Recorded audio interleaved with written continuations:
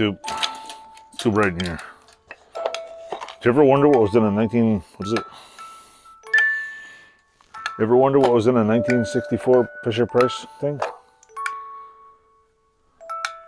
That's it. It's pretty cool, huh? Little music box and pretty much nothing else, really. I wonder if I get the... Now the struggle begins. How do you get this off? There's a lot of... This I could nail back down. This I could pull off the bottom because there's 5 nails in it. This came off pretty easy. And I know there's a hole in there, so with a little bit of carving I could put a regular clock in there, but this is going to be a problem.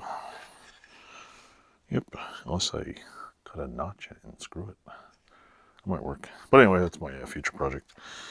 I'll put that in a bag and work on it. I'm going to go buy those little clock mechanisms. Make myself a Fisher-Price clock for the garage. Yeah! Or I'll just rip this thing off and put a fucking thing on the front. So, or I'll take it apart and glue it back together and sell it for 20 bucks.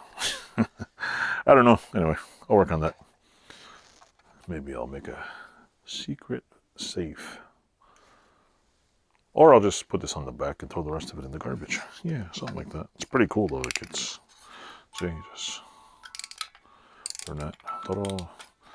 No plastic. Well, there's plastic, but there's barely any plastic. Plastic handle, 2 knobs in the front. And the coolest toy in the world. It's pretty cool though. It's a little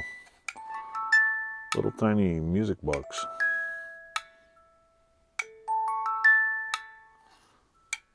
It's pretty neat. They still make these little music boxes. What's it saying there? Sankey, Japan. Pretty neat. Pretty neat. Anyway, thanks for watching. Like, subscribe. Toodles.